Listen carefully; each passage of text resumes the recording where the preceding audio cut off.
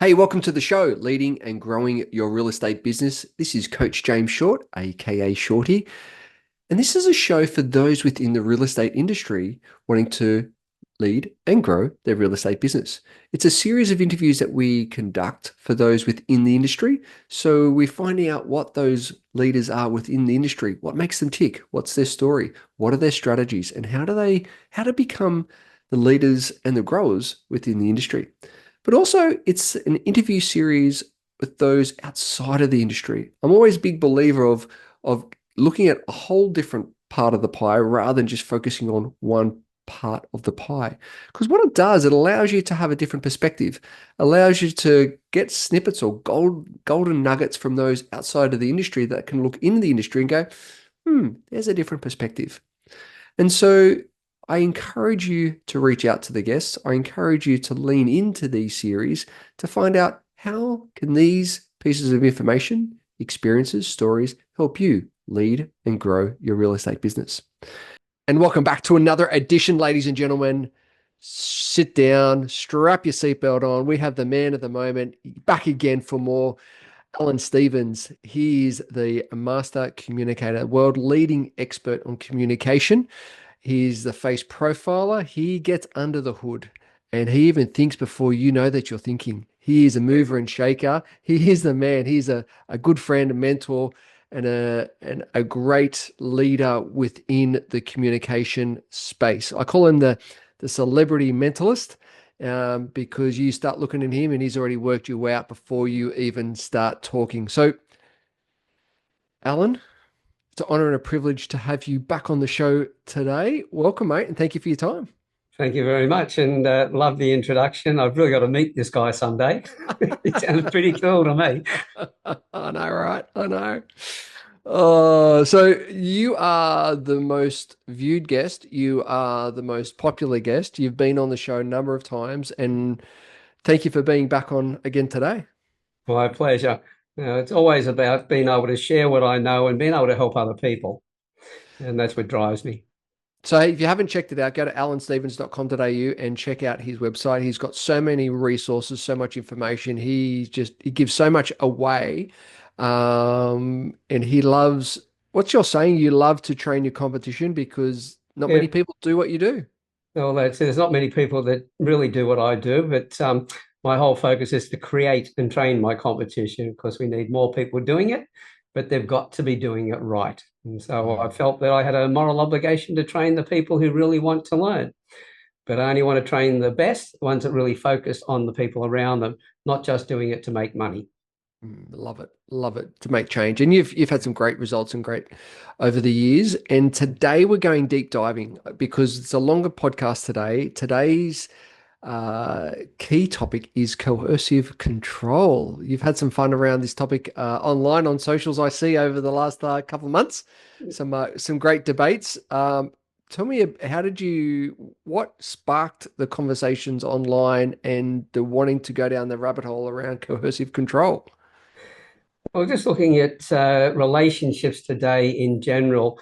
Well, when I first started working with men in particular in business and wanting to know where their life was at, both at home life and at work life, and that's where the Campfire Project and other programs came out of, was realizing that most men didn't know their role at home, didn't know their role at work.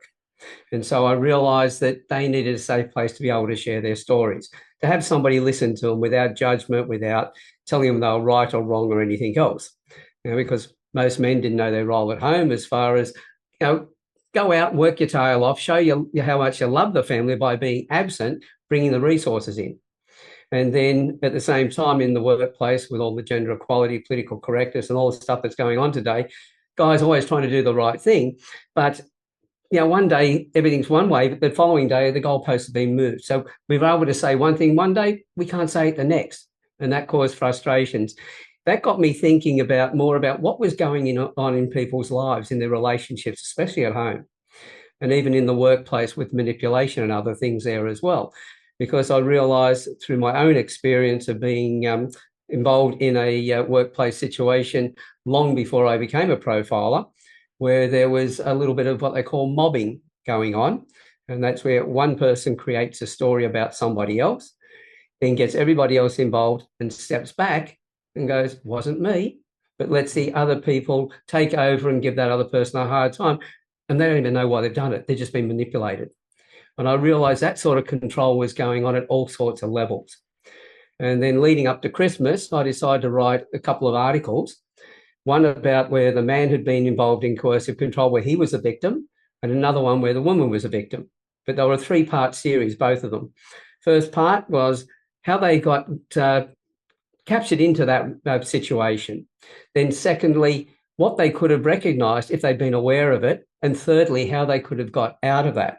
Once I put those posts up, both men and women, a number of people who came to me and said, hey, you've just told my life story. This is what I've been through. And that's when I realised maybe this is an area I need to put a bit more work into. Because if we can help people to stay out of those situations and be happier, the end result is we're going to have a much better world. And those that are trying to manipulate others, if they realise they can't get away with it, it might help them to change their ways as well, depending on what sort of characters they are themselves to start with. Got it. Got it. So if we were to come back to the start, like what is coercive control and how does it differ from other forms of abuse? Well, coercive control doesn't necessarily need to be physical abuse. It can be mental abuse. It's withholding funds, limiting access to your families and things like that. They work by a series of what I call CIA. It's one area where the abuse can start. And that's where they'll actually charm the other person. Then they'll move into the area of being able to isolate them, C for control, I for isolate them from their family. And then that's when the abuse will come in. Now, it can be what do you call it, physical, or it could just be emotional. It's where one person is making the other person feel that they are, responsible for the problem, that it's not their partner, that it's actually them they're doing all of this, that they're doing things wrong, and they feel guilty. They use things like fog, fear, obligation, and guilt. So getting people caught up in that. There's another one called Carver, which is all about the control, I've just forgotten the actual initials of it that they break up to. I'll have to pull my notes out.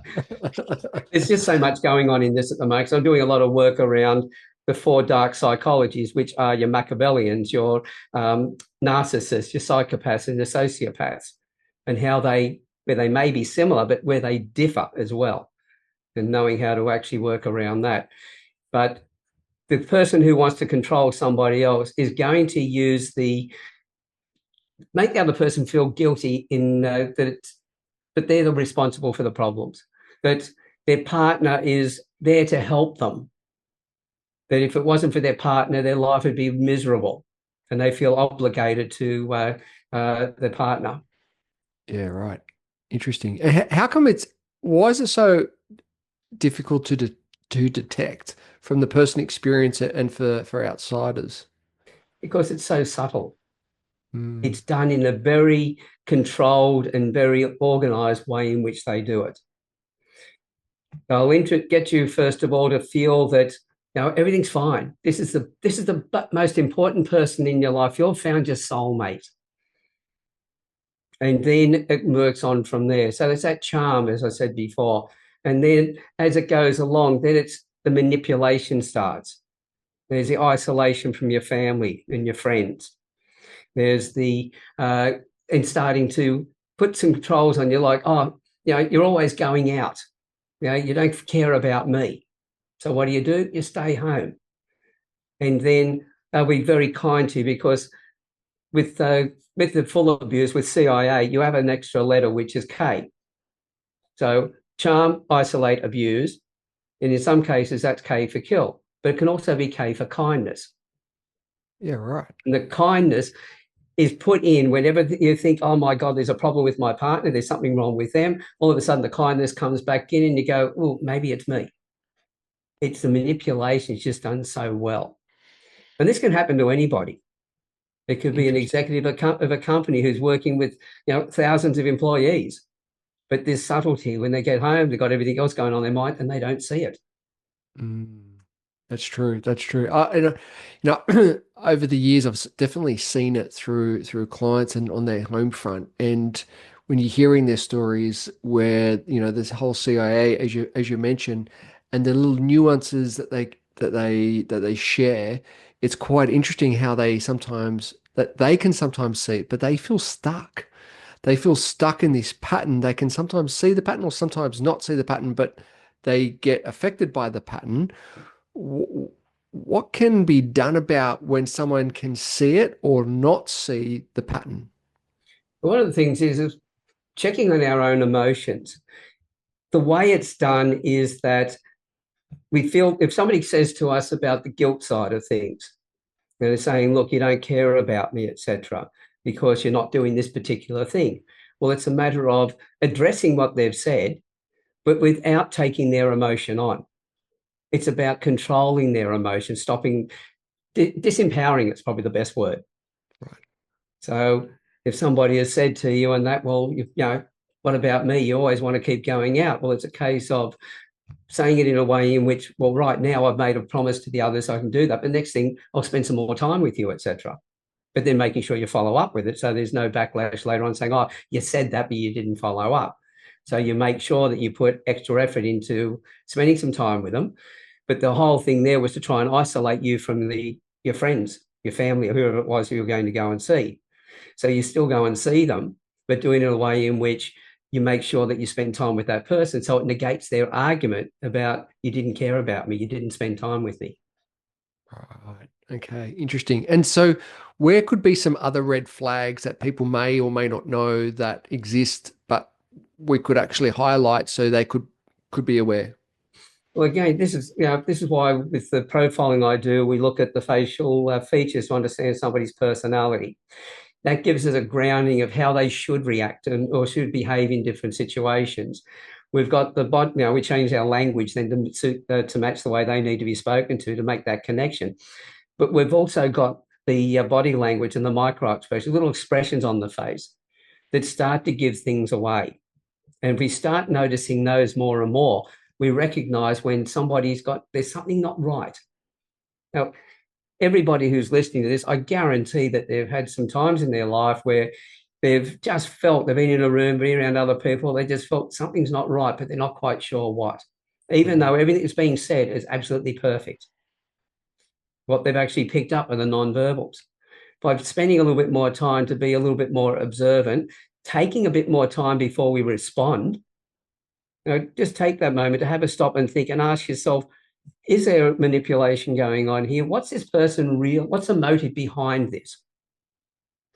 Now, if somebody has just said to you, yes, well, you haven't been spending any time with me, want to spend it with your friends all the time, stopping for a moment and just having that honest think and go, well, have I? When was the last time I went out with mates? Was it something that I've always done and I've always done it and my partner knew that before we got together and I've done it all the way through? Has there been a variation? Am I putting more time into other things? And you go, well, no, I don't think so. If the feeling was, oh, yeah, I have, well, then, okay, that may not be coercive control. That's the other person just feeling neglected. So you can have that conversation from there. But if you go, no, there's more going on here. I'm not being told the whole story because I'm not putting more time into them. But again, you have to be honest with yourself. And if you have been spending more time with other people, ask yourself why. What is it within the relationship that you want to move away from your partner and spend more time with friends or whatever? So that's something that you can then go, that's another thing to address completely different. It's not around the control at all. It's just your partner feeling neglected. That's a whole different topic. Yeah. How does Yeah. how does coercive control affect a person's identity, confidence, or mental health over time? Well, it's going to affect both of them in a downward spiral because the when you start doubting yourself, your confidence always gets damaged. It always gets questioned, and you start second guessing yourself. And this is why asking the question before you had that feeling is assessing yourself. But if you wait until you start to get that feeling, now you're doubting yourself. And that's when you start second guessing, etc., and you start going, well, have I made the mistakes here? Am I doing everything wrong? And that's where, if your partner has been putting that coercive control effort in, now you're supporting it, and you're actually supporting what they're doing to you by adding to it and accepting it all. Mm. True, true. Are there any facial features or profiles that we can actually read to identify this in a person? Well, one of the things with facial features is we talk about being personality, not character. Okay. Now, when you're dealing with looking at the clinical version of the four dark psychologies, for instance, in psychology, they talk about it being personality, but in the real world, it's character. Right. As far as it goes, personality is what we're thinking. The character is what our actions, what we actually do. So one's thought, one is actions. And so the facial features won't give you that. But one of the things that we will notice, if you look at somebody who's been exercising, they've really gone straight into the lifting weights and everything else, you can see the firmness of their muscles. Well, the same thing with some of the facial features, and that's what I'm working on at the moment, is around the actual shape of the eyes, etc. That will give us a bit more information as to whether that person is more likely to be loyal, whether they're likely to be controlling, deceitful, spiteful, that sort of thing. And so it's not something I sort of rush in and say, okay, this shape will be this, because I've still got a lot more work to do on it. But when it comes to that, I'm always extremely particular and careful about how I frame this and express it with, share it with other people, because how they might interpret it and what they might run with. Because we've got enough psychologists out there who talk about personality and character and interchange the two at the same time, True. because they're talking both in the excuse me, in the clinical world and also the real world, to a point that I think there's some of them that don't know the difference. Mm. Yep. So Yep. we've got to be extremely careful, because one of the biggest problems we've got in this world is the insecurities. Because as I always say, everybody is insecure or has suffered in some way. Everybody wears a mask. Everybody pretends they're not wearing a mask. And we are all a combination of our childhood rewards and sufferings. In particular, we are, in fact, we are the outcome of how we have chosen to respond to all of our situations in our life. And so by doing that, we're all going to have issues going on. So we've got to be really careful about how we express this with people, because in the way we see it on social media all the time now, somebody makes a comment about something, and next thing you know, there's a war going on. There's all the people that joined them and all the people that are opposing them. And it's like, what the hell happened here? And somebody can make an innocent comment, and next thing you know, they're barraged by people who are having a go at them. Because I think the standard today is, when somebody puts a post up on or makes a comment, as they're making that comment, it's only 19 seconds before somebody jumps in and tries to give a solution, tell them they're right or wrong, tell them that, well, like to say, this is my life. And they go, no, that shouldn't be that. And I go, hang on, who lived it? Yeah. That's very true. And we don't even know if they're actually real people or bots anyway. So who Well, knows? it's getting that way, isn't it? That's right. So what helps the people that you may have worked with in the past around coercive control? What helped them to begin to break free from it? What are some of the things that people can do to help them to break free from it? Well, one of the first things is, I always say, when you're profiling somebody, you have to know where you are on the world scale before you read where the other person is, because you need to talk to them in the way that they need to be spoken to. And therefore, but how much do you need to change from the way you normally like to be spoken to match the way that they do? So you've got to know yourself first. So it's coming back and spending some time looking at, well, what's pushing my buttons at the moment? What do I really feel? Just in general about everyday life. What parts of my life, my work life, my personal life, etc., where I feel triggered? Why are those things being triggered? What's actually going on? So we're doing a bit of an inward check on our own feelings, but we're also checking on the environment that's around us at the time that we're having those feelings. And the more that we can understand that, the more that then we can go, okay, now I know where I am. Now I can start looking at the other person. And I start looking at what behaviors are going on. What's changed? I look for changes. It's like when I talk about body language, for instance, folded arms. People will say, "Oh, that's the person switched off if they're talking to you, etc." No. What's the weather like? Is it cold? Is it hot? What's the rest of their body telling you? Is it feet facing towards you, or are they facing towards the door? Are they facing straight on? Are they nodding? Are they moving in? Or are they leaning back and turning the other way? It's the combination of as many indicators as you can. And that's another reason why, as I said before, with the facial features that we're looking at, I won't talk about the individual ones, what might be around connected to character, because people will run on that one. You've got to look at the whole lot together. It's like just on the eyes, as we color the eyes, we know that those that are very dark brown or brown are very much focused on family, people. Those that have got the hazel eyes are in the middle.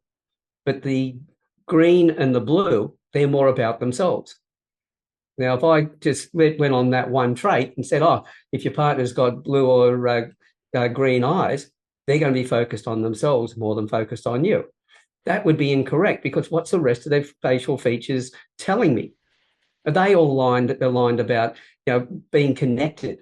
If that's the case, then the blue and green eyes are going to be an advantage, not a detriment to the relationship, because when your partner gets stressed, they're going to pull back and recover faster if they've got the green or blue eyes as opposed to the brown eyes.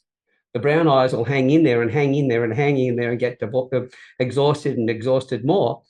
And you'll notice them drop over a period of time. And then for them to recover, it's going to be a much longer time again. That relationship may not survive because of that, if you don't recognize what's going on and know how to talk to your partner. That's so This is one of the reasons we stay away from just taking one trait and going, bang, that's it. Same as body language or expressions on the face. If I'm talking a lot, I'll get that little twitch on the side of the face. That is seen as being contempt. However, if you're articulating a lot, because all the nerve endings on your face are right at the surface, it doesn't take long before, just having mentioned it, excuse me, I got to scratch the face. And so it's in the timing as well. You've got to make sure that the expression was in time with what was said or happened at that particular time. Got it. It's quite interesting. Changes. You're looking for patterns and things that are happening as they're changing in direction. Yeah, true. About being observant. It's quite, yeah, and that's the thing, right? It's quite interesting because it's very much context driven, and as you said, it's about testing different things. It's not just getting so fixated on body language or eye colors or this or that. It's like, how do they all interrelate, and how do they work together and test one another to get your outcome or thoughts to align to what you're thinking about might be. There's some word that allows you then to make that call, and does that behavior, personality, characteristics all align? So yeah, it's quite interesting. Question: family and friends support. What can family and friends do to support someone who may be in a coercive control relationship and not make things worse? Hey guys, just a little side note here. How's it going? Are you on track this year? I know that sometimes this part of the year we can feel like we're in a bit of a grind, a bit of in the trenches. Are you on track from the original plans that you set out for the rest of this year? What I've realized is that with this time of year, we get so distracted and we've got trying to chase so many shiny balls and go down so many rabbit holes. And that's why I created a program called the 90. It's a framework that actually allows you to achieve more in 90 days than ever before. Some of the feedback that we've got from some of the people that have used the process, the 90, is that they've achieved more in 90 days than the whole previous year. So if you'd like to have the tools, have the techniques, have the framework on the 90, so you and your team can achieve more in 90 days than ever before. What it does, it impacts you of how to get clear, what you need to do, and who you need to be to show up in order to achieve the things you want to achieve over the next 90 days. Simply head over to jamesshort.com.au, click on join the waitlist, fill in your details, and one of the team members will be in touch and take you through the 90 framework. On with the show. Well, we all like to jump in and try and help those that we love, those that we care for. So the natural thing would be to step in and tell them what their partner is doing wrong and attack the partner.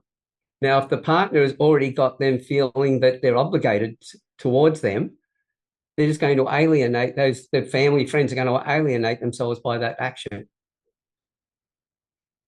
It's more a case of asking some questions that sort of get the partner to start, or their friend to start thinking, so that they start questioning, they start looking themselves.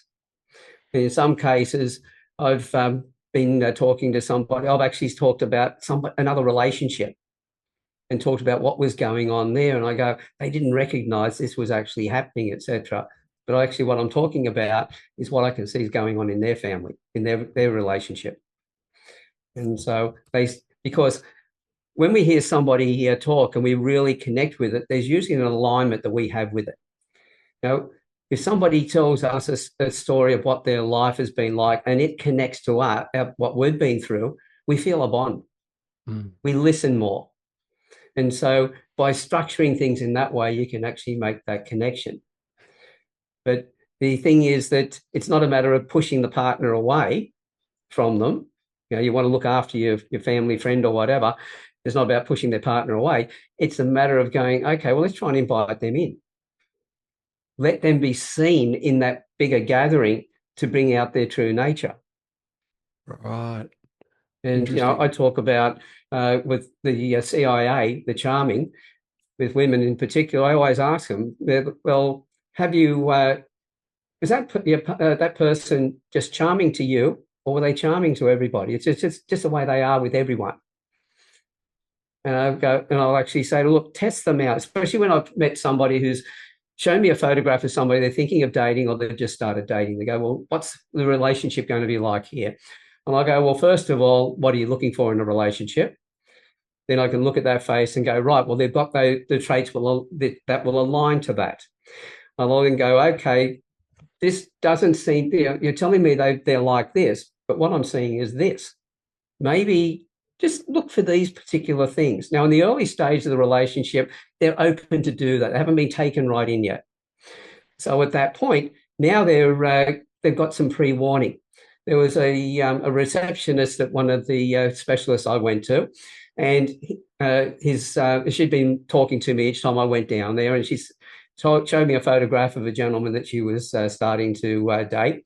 And I looked at it, profiled him, and mentioned to her, well, this is what I see his personality, etc. I said, just tell me a bit about him. And she told me a little bit, and I went, what I want you to do is just look for this and see if these things start to happen. I said, and this will be something to be aware of if it starts to happen. Well, about 6 months, closer to a year later, when I went down and saw her, she said, I said, how's it going? She said, I got rid of him. I said, what happened? She said, what you told me about to look out for, he started doing it.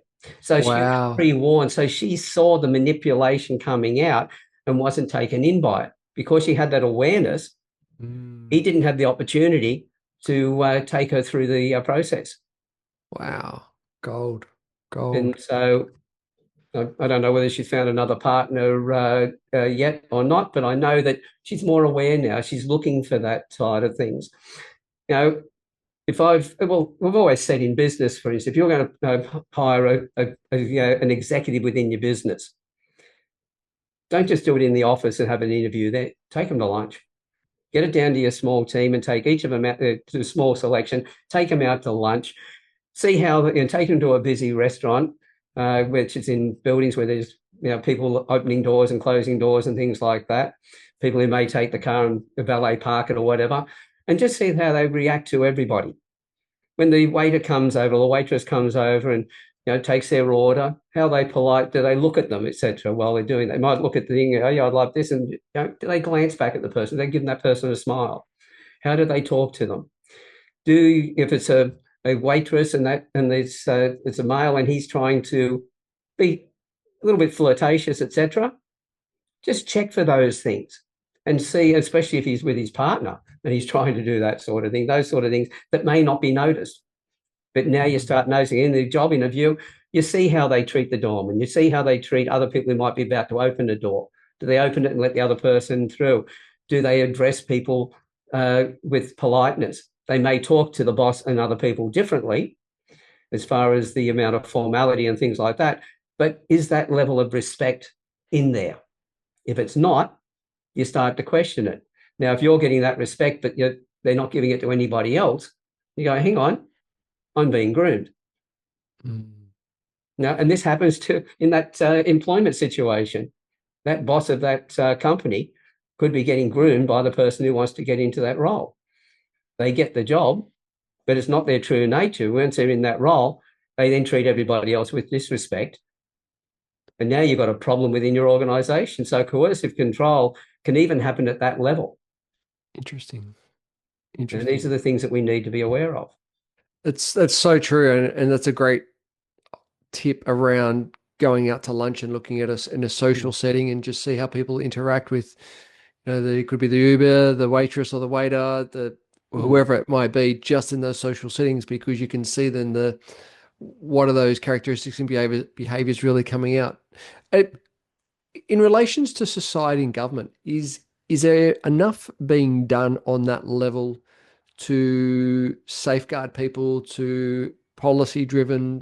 Is there anything like that? Is there enough out there to help protect these types of I got to people? watch myself here because oh God. Open the floodgates here. Oh yeah, I have a very low opinion of our politicians and our education departments and what they're not doing, and also what they are doing, which is not helping things. We're causing so many problems for our kids. We've got more kids now self-harming than have self-harmed before.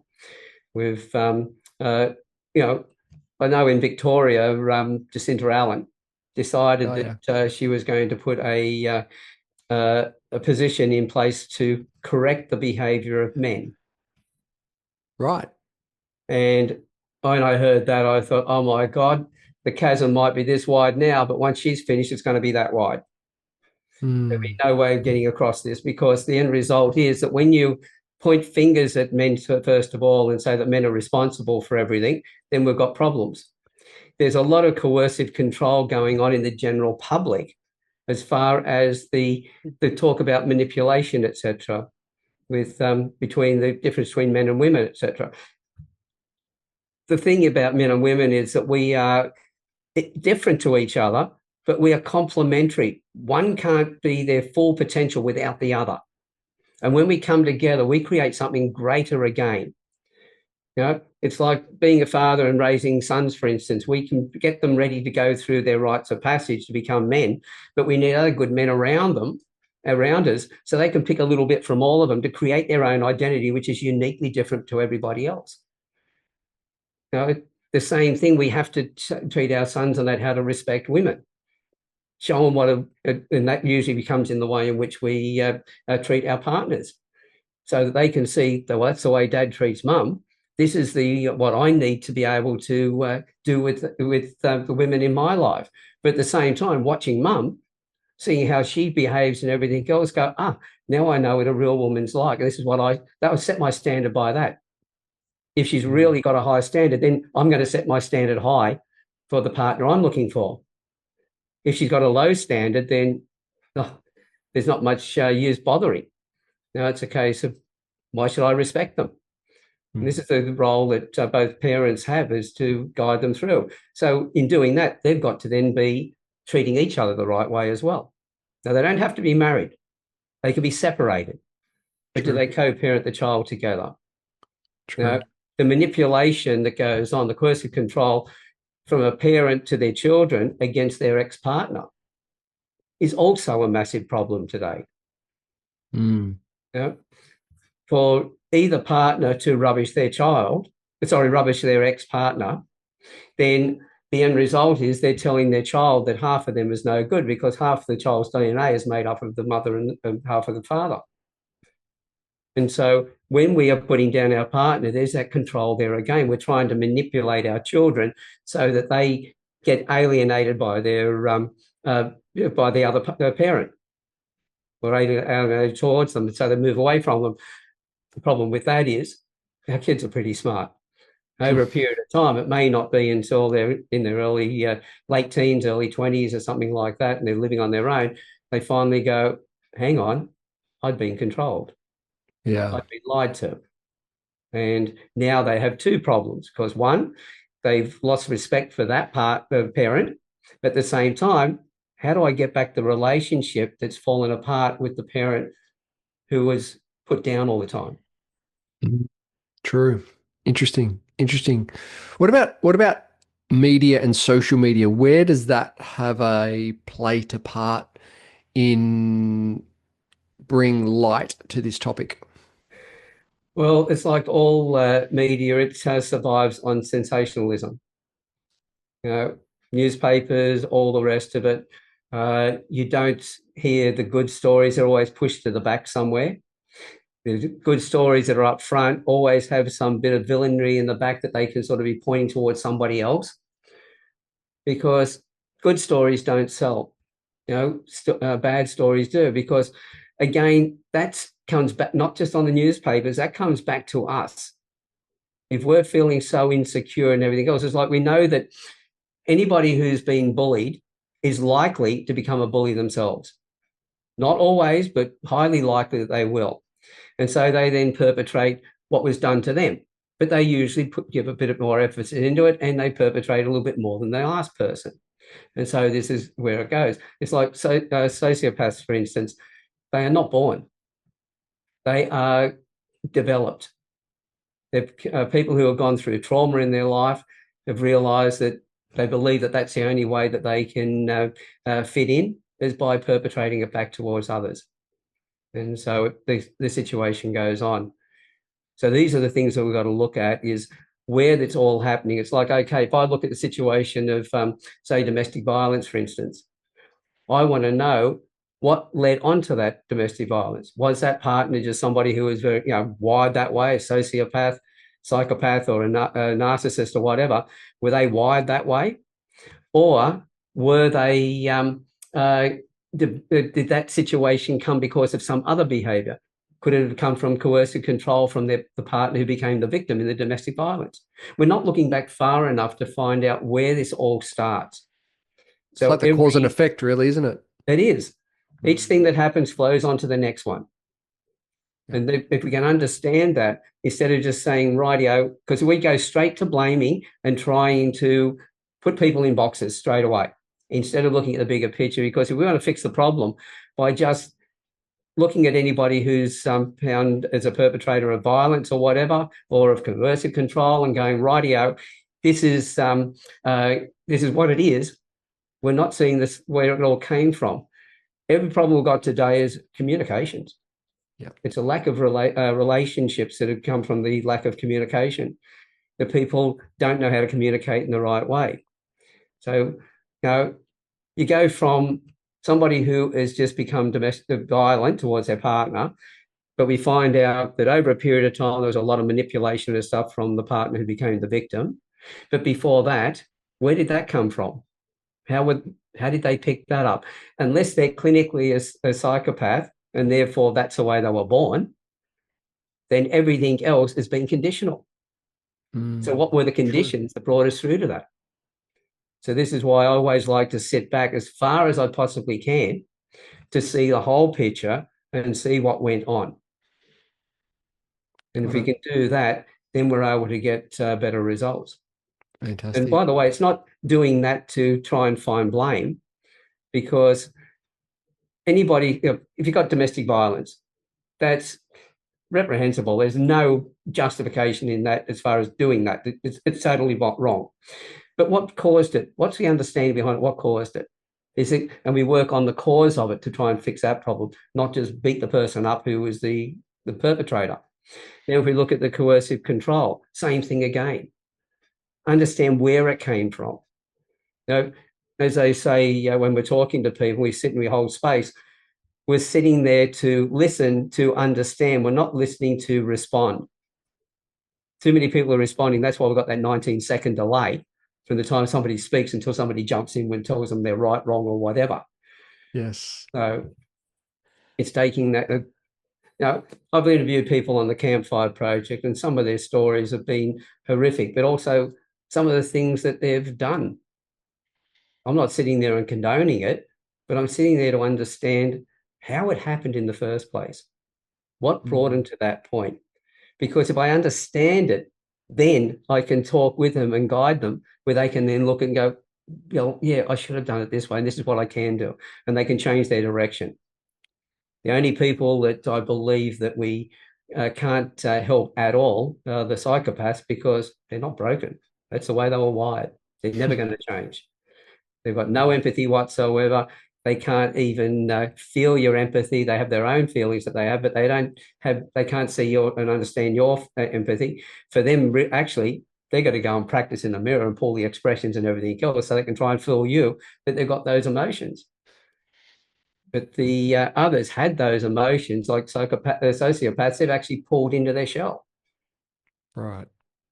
Interesting. Again, they're not connected to you. It's the same as a narcissist. They're not connected to your emotions either, because it's all about them. They need recognition, and that's our whole focus. So breaking those up and seeing what each of those personal focuses are. Whereas the Machiavellians, it's control, and they understand emotions really well. They read them and understand them.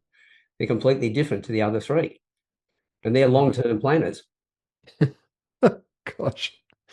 The rabbit holes, the rabbit holes. What have we missed in relations to coercive control that we need to discuss? Well, as we were saying before, it's being aware of it, but not, first of all, not rushing in and going, because at the moment, if somebody's done something, people are very quick to call them a narcissist or a sociopath or things like that. Unless you put them through a clinical test, you don't know whether they fit into that.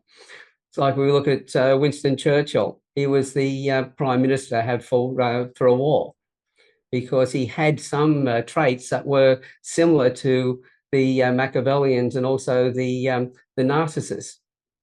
But he understood emotions where the narcissist doesn't.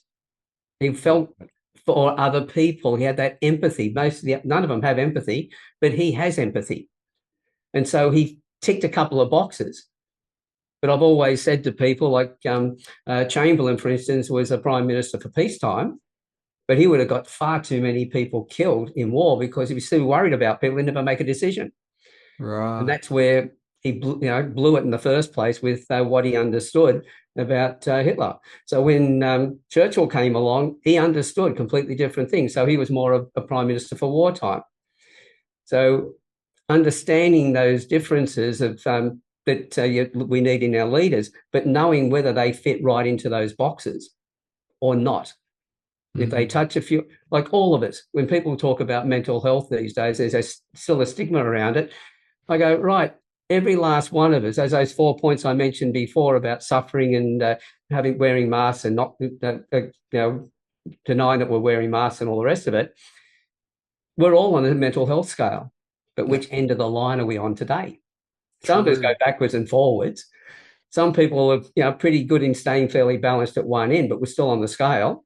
And Yep. others, they've slammed up against the far end and they're going through a hell of a lot of stress and trouble. Yeah. People with PTSD, etc., people that need more understanding from the people up this end who are thinking, well, I'm okay. Well, have a bit more empathy for the other end as well. Mm. And that's another thing too, is to ask yourself, where is your own empathy? How much empathy do you have for other people? Do you feel like there's some movies and things like rapes and things like that, I just can't watch. Mm. It affects me. If I see somebody being tortured and things like that on a movie, for instance, again, I feel it. I'm highly empathetic. Mm. So hopefully that keeps me out of those other four boxes. Oh, wow. Well, we've covered a lot today, and thank you for that. I mean, because it's an important topic that it needs to put a spotlight on it, particularly I think within the real estate industry. There is, you can see it in the fringes, you can see it in the trenches. And I think when you put a spotlight on it, people become aware. They know what some of those red flags are. They know what, when they've identified them, they know that they've got some strategies to work with and for. and to actually move through those and beyond those relationships. So, what's on your agenda for the next little while? What exciting projects that you're currently working on that you can share with the audience? Well, as I said before, looking at creating and training my competition. So, working with different people in different industries around the world in doing just that. College lectures, HR professionals, psychotherapists, hypnotherapists, even what do you call it, pharmaceutical or chemists, and also dentists, for instance, anybody who trains other people. There's a lot more work going into. I'm looking at the uh, Freud, Jung, and Adler. Now, most people don't know about Adler. Freud was all about the hidden stuff, the sexual stuff and everything else. Jung was more about the unconscious and the models and things like that. Adler, he was, instead where the other two were focused on the past, he was focused on the future. I only just heard about him recently. And look at the field I'm in. I've only just heard about him. I started looking at him, and then I had a bit of a research done on it. And the end result is the work I've been doing with the rapid trait profiling, the Campfire Project, and everything else is in direct alignment with everything that he said that he was promoting, his beliefs, Interesting. his focuses, etc. And so I'll be doing a lot more work around that. So what I'm trying to do is to get people to start looking at things differently. We're spending so much time, regeneration processes and going back into the past and all the rest of it. A lot of that doesn't need to be dealt with. It's not a matter of, okay, I'm going to ignore it and push it behind me. We didn't have the knowledge before. That's what we were doing. But with the way I've been doing things, and now that I recognize that there's a connection with Adler, this needs to be pushed even more, that this is about moving forward. This is, okay, here we are today, but how do we move forward? Yes, I'm aware of this stuff in the past, but I don't have to go and deal with that if I'm doing this. And True. it's almost Great. an instant recovery in moving forward. So good. And because that's the thing, you can get so hooked onto the past, so you keep on going round and round and round. Yeah, But what is that going to get you? That's just going to get you stuck and not the ability to actually move through the things that you need to move through and in the direction that you need to go in. that's it. Ask anybody who's been doing therapy, and how many, when did you start with your therapist? Mm. And when they tell you, I was at 2025 now, and they say, oh, 2019, you go, hang on. You know, they've become a very good friend, have they? It's the only Yeah. reason I'll be spending my time over a long period of time with a psychologist is because they're a personal friend. Mm. You know, there's a lot of stuff that we can deal with a lot faster, and by doing it in an appropriate way, understanding and moving forward. If you're not moving forward, then nothing's being done. You're actually falling behind further. So Definitely. my whole approach is on doing that. It'll also be on new courses. So I'm looking at not only just using the body language to pick up what's going on, but using that in a proactive way to pick up what could happen in the front further up. It's what I know the military call left of bang. So the bang being the thing, the right of bang, too late, it's all happened. But leading up to it, before the bomb goes off, the bullets are fired, etc. And looking at how does that work in business, getting that understanding, looking at new negotiation skills, because I know in sales, how many books have been written on get yes, getting to Mm. yes.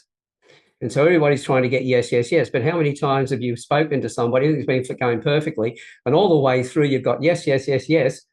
Then you're waiting for them to get back to you, and you get crickets. They disappear because it was a counterfeit yes. There was no conversation. It was just them agreeing with you in most cases just to shut you up and move you on. Interesting. But so it's not getting how to get that interested yes, but then get the committed one. But also training people on how a negotiation starts with a no, and how to get that no in the right way that gets a conversation really going deep, that the person really comes in and you go right away from the counterfeit yeses straight into the interested yeses and faster into the committed yeses. Mm. Love So it. new master courses that I'm putting together.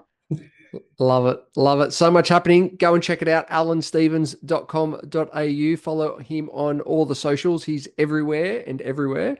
Some great resources on the site, and jump in and do one of his free courses. You will absolutely love it. Alan, thank you for your time. inspiration and knowledge once again and thank you for being on the show. Thank you very much.